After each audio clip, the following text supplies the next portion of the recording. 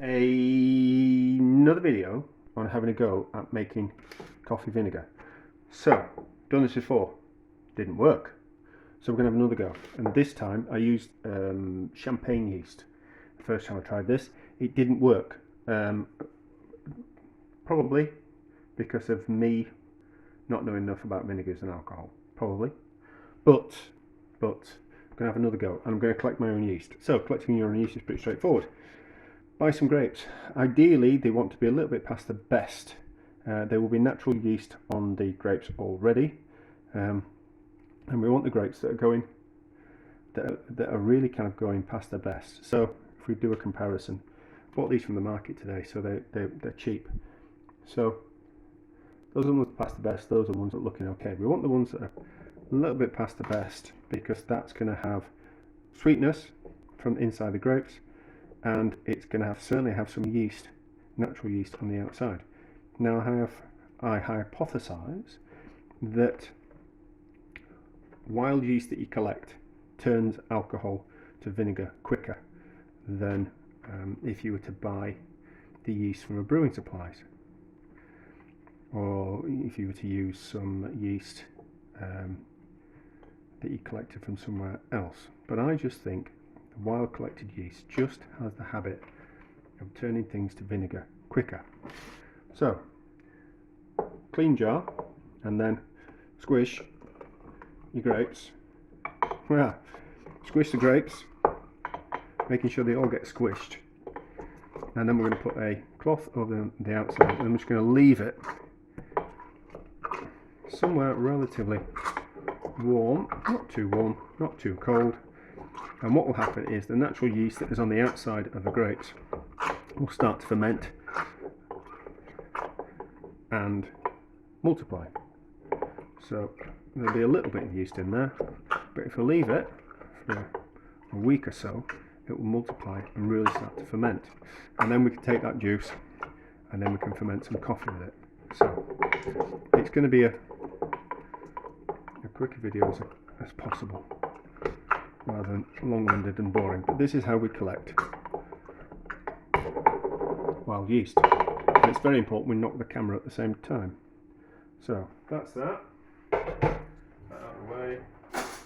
Clean spoon, just to knock the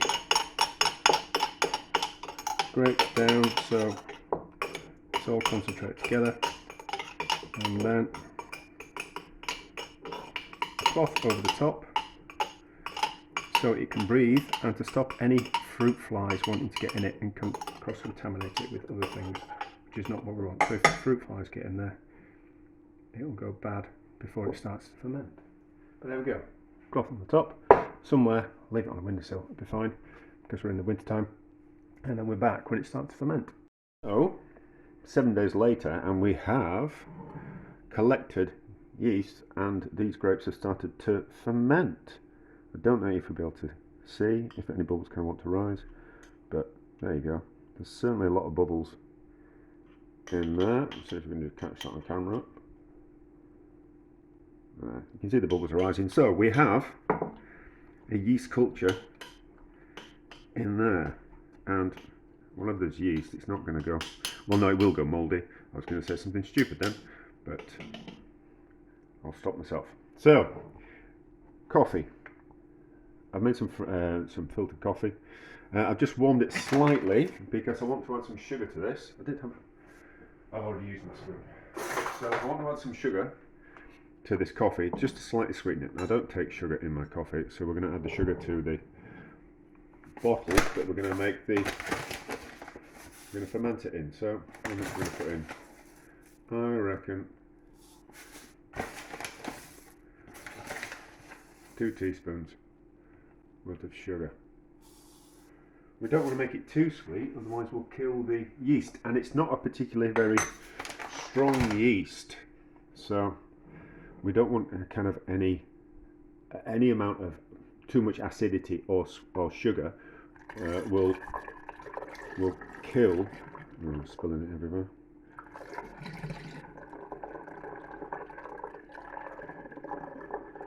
So we can always put a little bit more sugar in as we go. If the fermenting process looks like it's slowed down, I made a right old mess of that, haven't I? If the fermenting process looks like it's slowed down a little bit too quickly, so if it only ferments for a few days, then we know we haven't put enough sugar in.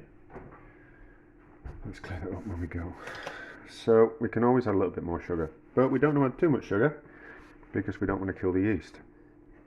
And we haven't worked very hard for this yeast.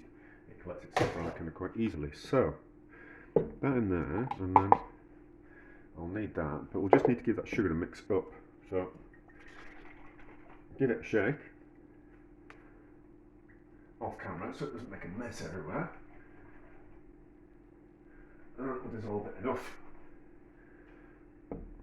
Get your finger out, wipe around it, and then do it that way so we can definitely get it in. It seems like I'm being a bit clumsy today. So how much? We just need the juice on this, so we'll put in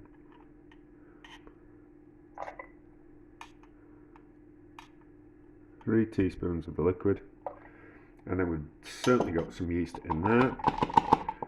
And then I'm going to use a balloon for the airlock. So we just put a balloon on the top of it, and then because we put a balloon on it, we'll be able to see as soon as it starts fermenting.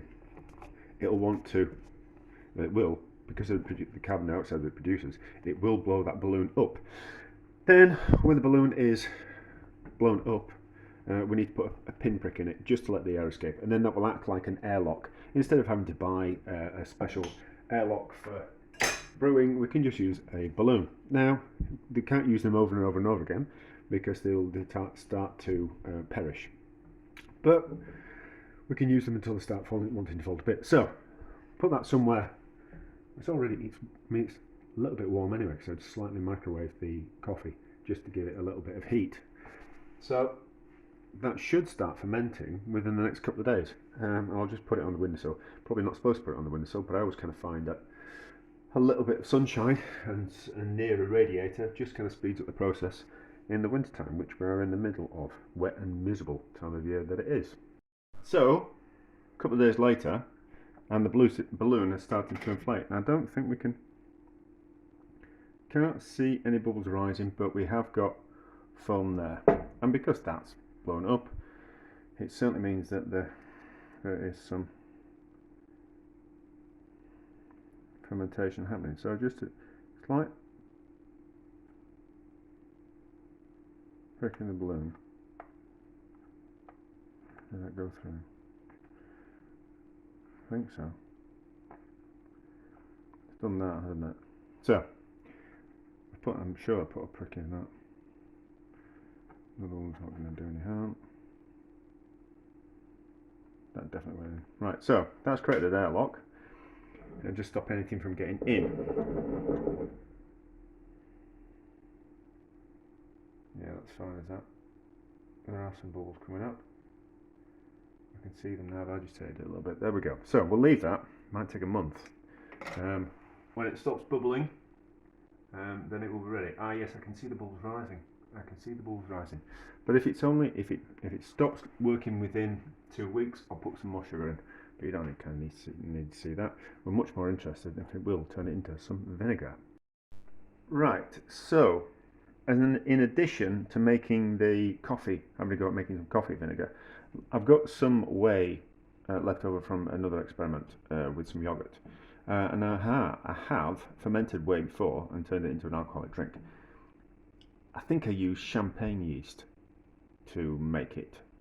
But as I have got some wild yeast that I've collected, and I've got this whey, and we're making a video on coffee vinegar, we might as well have a go at making some whey vinegar and see if that works. So I've boiled the whey just so it kills any bacteria that's already in there, because it was a live yogurt that I made. I don't want the two different yeasts, or the two different cultures, to kind of compete with each other. So we've got about 900 millilitres of whey, and I put in about 75 grams worth of sugar. So it's not sweet.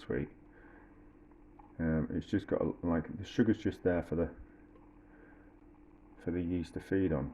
It's just a bit frothy. So I'm just having to be a bit careful. So boiled it, cooled it down. Boiled it, added the sugar, cooled it down, so it's now at room temperature. I've sterilised the bottle, and then we're going to put in. Don't know if you'll be able to see. So I'll be able to, if I move this, you might just be able to see some bubbles come up, so we know it's still alive. So we can tell all those bubbles that it's still fermenting. So we'll give it a mix around. So the culture's certainly still alive. So we will take, how much? A couple of teaspoons worth of this yeast culture. And that should be enough with the sugar in there to ferment the whey.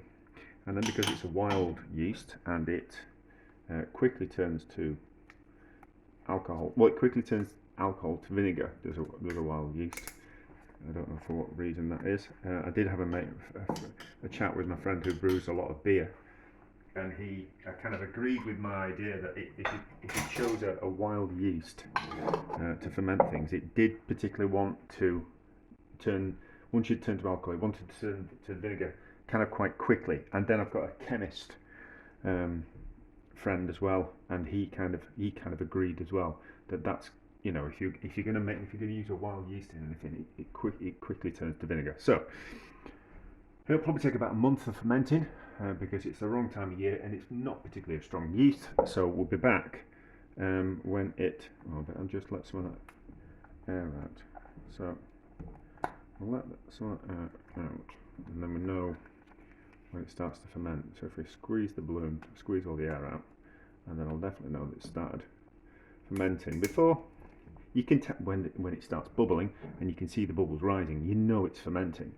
But until that point, you're not entirely sure. But if it inflates that balloon, we'll know that it started to ferment. So at the top, at the moment, all the yeast is kind of at the top, which is probably not a bad thing because it'll be a form of culture at the top, and then it'll start to get going a little bit quicker because it's more concentrated rather than mixing it all in together. But anyway, so if you're going to keep a wild yeast culture, you don't put the top on tight so it can't breathe. It just wants to be loose, and then if you keep it in the fridge, it just slows down the fermenting process and keeps the culture alive for longer. What you can do if you want to keep the culture alive indefinitely, you take some more grapes, like once a month, take some of the juice out of that, add it to some fresh grape juice, and then that will carry on start the yeast culture and give it a whole new lot of food, and to stop it turning into alcohol just as quickly. So slow that process down by taking a little bit of the yeast culture and add it to a fresh batch of grapes. And just a way of keeping it alive in the same way that you keep a sourdough starter alive. But anyway, I'm waffling, and we should. So these have been going for about a month. There's not much fermentation going on because it's cold. There's only really kind of fermentation happening when I put them on top of they live on top of the radiator. So when the radiators are on, the heating's on, then there's some fermentation happening. But also I think to myself, maybe we're running out of food for the yeast. Maybe. So let's give it a taste and see what we think. I also did another whey one as well. So we'll give these a taste. See how we're going. Get a few spoons out. Damn, they're washing up. And then we'll see what we think. And if it's still sweet to taste, then we'll know that there's food in there for the yeast. And maybe I should buy one of those kits that test for alcohol, shouldn't I? It's definitely turned to alcohol. It's definitely turned to alcohol. What about this one?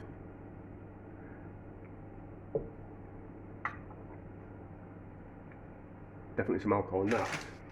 Not so sweet though, so let's brew of I just made. sugar in and see.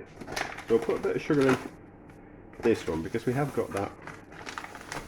How on earth I'm going to get this sugar in? Hang on. Let's just make a mess. Oh, there's already spoon in there. Let's just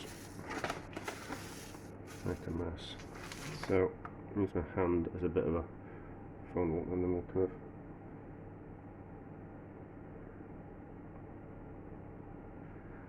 see if anything happens. So, we've certainly got some bubbles coming to the top. That's certainly start fermenting. I think it's just that kick of sugar. So another couple of teaspoons of sugar.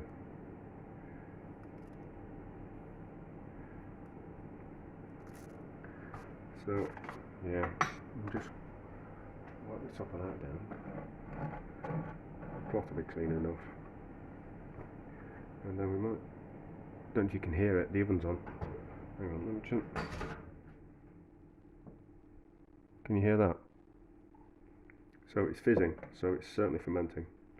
But that might just be down to the...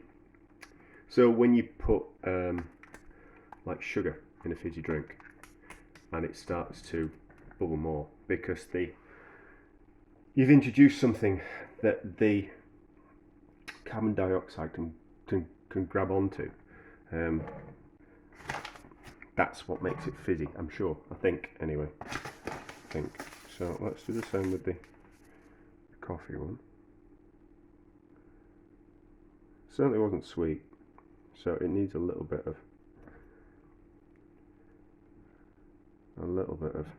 food. Should have a proper recipe, shouldn't I? Should really be doing this properly, but no. Just winging it as always.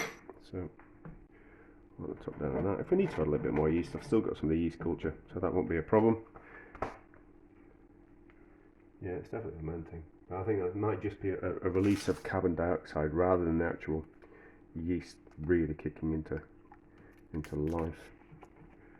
So we should probably put some in that one as well. Yeah, we'll put some in that one. We'll put some in the newer one as well.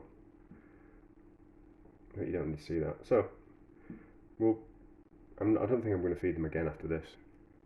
I think we'll just,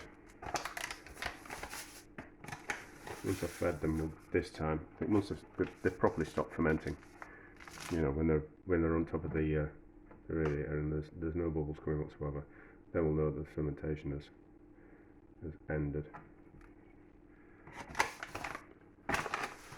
Got them bubbling now, it should do. Teaspoon and a bit. But if it all goes wrong, it doesn't matter. It's only a bit of fun, isn't it? It's only a bit of fun. So, there's a risk that we've done a bit of cross-contamination. But oh yeah, that's certainly fizzing. Yeah, there we go. Oh yeah, you can see the bubbles certainly wanting to... Can you see the bubbles? There you go, you can see the bubbles coming through. So it's certainly speeding up the process. So, anyway, we're back in a couple of weeks, another month or so. Have a look at this coffee vinegar and whey vinegar. Now I did 2 lots of whey vinegar, and that one is almost... I'm sure it's still fermenting. Now and again I can see bubbles rising, and I kind of think, God, that's still fermenting. But this one, it's starting to clear, which makes me think that it stopped fermenting, and if it stopped fermenting, it's probably turning it into vinegar. And I'm sure the coffee's stopped fermenting. So we'll give them a taste. So that one's on that. That one was on that. How's it smell? It smells okay. Never poison. It's got a bit of sediment on the top, but beer 8. What's it taste like? It's definitely going sour. It's definitely turning into vinegar. So that's interesting. So that means that it just needs to be, if we're going to turn coffee into vinegar, it just needs to be a a weaker form of yeast. So that was that one. How was the whey?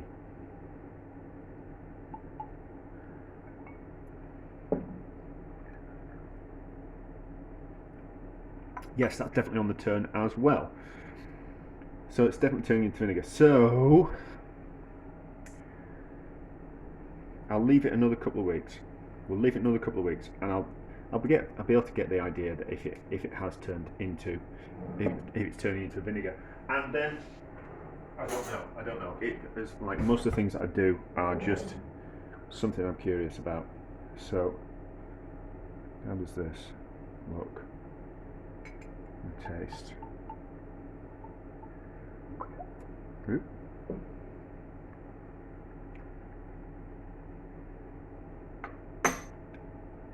See, that tastes more alcohol-y. So we can turn whey and coffee into vinegar. I don't know what practical applications that is, but we'll leave it another couple of weeks, and then it'll be properly turning into like a stronger vinegar the longer we leave it.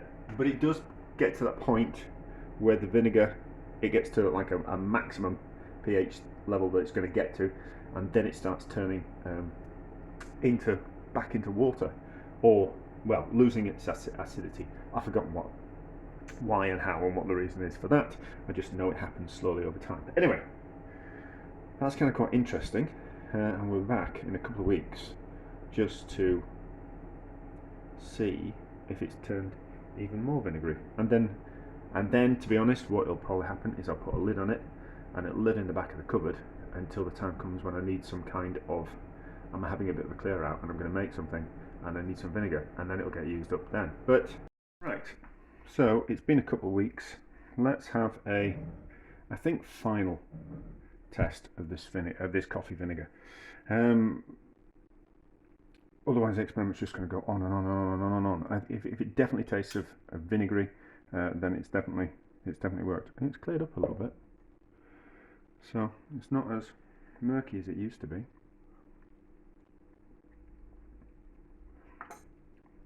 That's definitely turning to vinegar as that, and it's got a bit of a malt vinegar kind of flavour to it. So that's definitely turning into a vinegar. Now, these two whey vinegars, I'm just going to put this top back on properly. I think I'm just going to leave it on the side and let it just carry on turning into vinegar. And at some point in the future, we'll use it for something.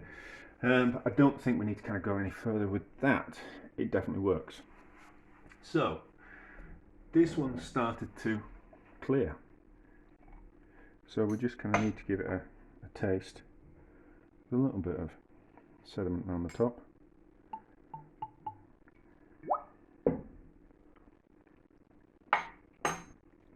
Yeah, that's definitely turned into vinegar. So that works as well. So both of those are going to be some kind of experiment sometime down in the future when I think of something to do with it.